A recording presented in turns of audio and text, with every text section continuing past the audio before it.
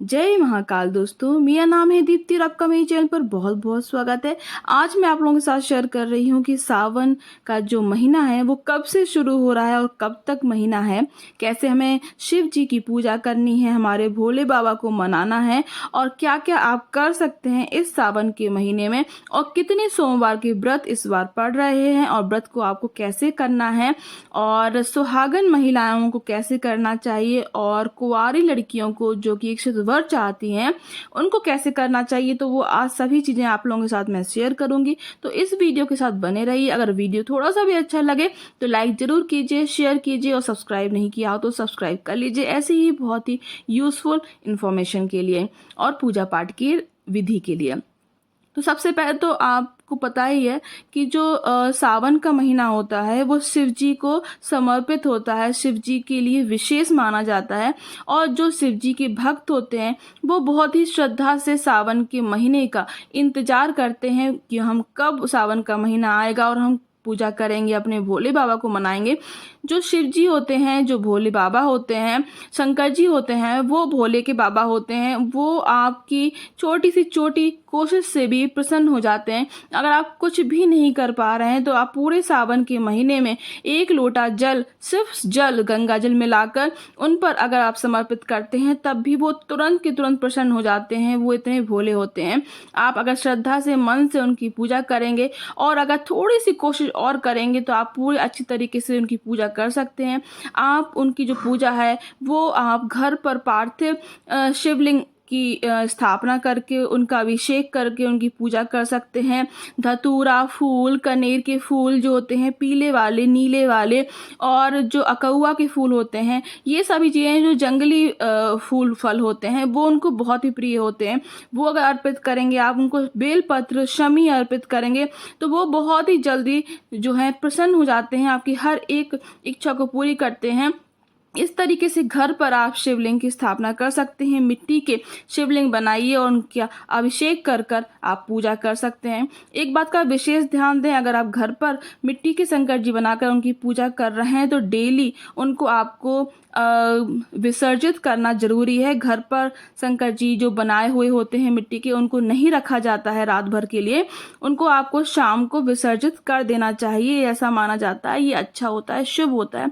ऐसे बहुत सारे शिवलिंग हैं जहाँ पर शेषनाग खुद आते हैं, जो कि उनके जो पिंडी है उनके ऊपर बैठ जाते हैं। इससे आपको ये मालूम चलेगा कि आज भी हमारे सनातन धर्म में कितनी शक्ति है, हमारे भगवानों में कितनी शक्ति है कि आप उनके जो कहना चाहिए कि आपको उसके चिन्ह मिलते रहेंगे, उसके आपको आपको एक विश्वास भगवान जरूर दिलाते हैं कि जब आपका कोई अच्छा काम होने वाला होगा या जब आपको कुछ ऐसे शुभ संकेत मिलने होंगे तो कुछ ना कुछ आपको ऐसा प्रतीत हो जाएगा कि आप, भगवान आपके साथ हैं, भगवान आपके आसपास हैं। क्योंकि मुझे तो बहुत बार ऐसा प्रतीत होता है कि जब भी मेरे मन में कुछ भी क्वेश्चन होता है तो उसका आंसर भगवान जरूर दे देते हैं कहीं ना कहीं तरीके से। तो इस तरीके से अगर आप मंदिर में जाकर थोड़ा सा जल अभिषेक करने के साथ साथ थोड़ा सा दूध, दही, पूरा जितना भी पंचामृत होता है, शहद, शक्कर, गंगा जल, सभी चीज़ें मिक्स करके मिलाकर आप अगर शिवलिंग पर चढ़ाएंगे तो शिव जी और पार्वती जी दोनों प्रसन्न हो जाते हैं। क्योंकि जो शिवलिंग होती है उसकी जो नीचे की जलाधारी होती है वो पार्वती जी होती हैं। और एक बात का विशेष ध्यान रखें आप कि जो जलाधारी होती है उसको आप लांघना नहीं है।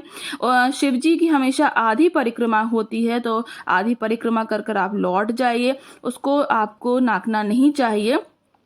जो शिव जी हैं उनके साथ साथ आपको नंदी की पूजा भी जरूर करना चाहिए। नंदी की पूजा करने से ही शिव जी तक आपकी जो प्रार्थना है, आपकी जो पूजा है वो पहुंचती है। अगर आप नंदी की पूजा नहीं करते हैं तो फिर वो शिव जी तक आपकी पूजा नहीं पहुंचती है। छोटी छोटी सी बातें आपको विशेष ध्यान में रखनी है। आपको सबसे पहले जल अभिषेक करना है, जो जलाधारी है उसके इस तरफ, वो मैंने आपको पूरा पहले ही विस्तार से समझाया था कि शिवलिंग का अर्थ क्या होता है। इस तरफ आपको गणेश जी हैं और इस तरफ कार्तिकेय जी हैं, बीच में आपकी इनकी बेटी हैं शिव जी की अशोक सुंदरी। और ये तीनों जगह पहले जल अभिषेक करने के बाद ही शिवलिंग पर अभिषेक करना चाहिए, फिर जलाधारी पे अभिषेक करना चाहिए। इस तरीके से पूरी पूजा हमें करनी चाहिए। अक्षत का ध्यान रखें, विशेष तौर पर टूटे हुए अक्षत का नहीं प्रयोग करना है, साबुत होने चाहिए। अब मैं आपको बताती हूँ, सावन मास है जो प्रारंभ हो रहा है वो 14 जुलाई से हो रहा है और सावन मास खत्म हो रहा है 12 अगस्त को, इसीलिए ये तारीखों का विशेष तौर पर ध्यान रखें। पहला सोमवार 18 जुलाई को है, दूसरा 25 जुलाई को, तीसरा सोमवार है वो 1 अगस्त को पड़ रहा है और चौथा जो सोमवार है वो 8 अगस्त को पड़ रहा है। इस तरीके से पूरे 4 सोमवार के व्रत आपको करना है नियम से। आप पहले से ही संकल्प ले लें कि आपको ये जो व्रत है ये करना है, तो आप बहुत अच्छी तरीके से शिव जी की पूजा करने के बाद आप पूरे दिन का व्रत उपवास कर सकते हैं। अगर आपके पास शक्ति है तो आप पूरे दोनों टाइम फलाहार कर सकते हैं, शक्ति नहीं है तो आप एक टाइम बिना प्याज लहसुन का खाना भी खा सकते हैं। भगवान जो होते हैं वो सभी चीज़ों को स्वीकार करते हैं, बस आपके मन में श्रद्धा होनी चाहिए। अब मैं आपको बताती हूँ सुहागन स्त्रियों की। सुहागन स्त्रियाँ जब भी पूजा करने के लिए जाएं, हाथों में मेहंदी और हरी लाल चूड़ियाँ और महावर लगाकर पूजा करने जरूर जाएं, इससे बहुत विशेष फल मिलता है। पार्वती जी का सुहाग जरूर आप उनको टीका लगा के अपने मांग में भरें। ये बहुत ही ज़्यादा छोटी छोटी चीज़ें होती हैं, बहुत ही असरदार होती हैं पूजा पाठ में। और कुंवारी स्त्रियां जो होती हैं, कुंवारी लड़कियां जो होती हैं, जो अपने इच्छित वर चाहती हैं, वो विशेष तौर पर ध्यान रखें इस बात का कि अगर आप अच्छा वर चाहती हैं, अपने मनवांछित वर चाहती हैं, तो शिव जी की पूजा आपको लगन से करना है। सावन के पहले सोमवार से ही आपको शिव जी को जल अभिषेक करना है डेली रोज, और 4 सोमवार का व्रत रखना है और उनसे प्रार्थना करना है कि मैं पूरे सावन आपकी पूजा कर रही हूँ, आप मुझे मेरे इच्छित वर से मिलवाइए, उससे शादी करवा दीजिए और मैं आपकी हमेशा ऐसे ही पूजा पाठ करती रहूँगी। और मुझसे लास्ट में आपको ये बात जरूर बोलना है अंत में पूरी पूजा के बाद कि मुझसे जो भी भूल चूक हो गई हो उसे माफ़ कर दीजिएगा, क्योंकि हम आपकी पूरी पूजा नहीं जानते हैं, हमें नहीं पता है। हमें जितना पता था हमने आज पूरी पूजा करी है। इस तरीके से आपको बोलना जरूरी चाहिए और आपको पूरी पूजा करने के बाद भगवान से सिर रखकर पांव छूना चाहिए कि कोई आपसे अगर भूल चूक हो गई हो तो उसे माफ़ कर दें। इस तरीके से पूरी पूजा आपको करनी चाहिए। और अगर मतलब जैसे भी आप पूजा करते हैं आपको पता ही होगा, जैसे अगर आपके घर में कोई लड़ाई झगड़े होते हों या कलह होता हो या फिर आपके पति का स्वभाव जो है वो अनुकूल ना हो, तो विशेष तौर पर इस बात का ध्यान रखें। कोई भी पूजा है, आपको कहीं से भी आप पूछेंगे, वास्तु दोष की पूजा हो या फिर काल सर्प दोष की पूजा हो, सभी में आपको यही बताएंगे कि महामृत्युंजय जाप का पाठ करवाना चाहिए घर में। और महामृत्युंजय जाप पता ही है आपको, ओम त्र्यंबकम यजामहे सुगंधिम पुष्टिवर्धनम उर्वारुकमिव बंधनान् मृत्योर्मुक्षीयमामृतात्। ओम, ये जो महामृत्युंजय जाप है ये आपको रोज करना चाहिए, जब भी आप जल अभिषेक करें, जब भगवान की पूजा करें। अगर आपको ये मंत्र नहीं आता, इसका अर्थ नहीं आता, तो आप मेरे वीडियोस में देख सकते हैं।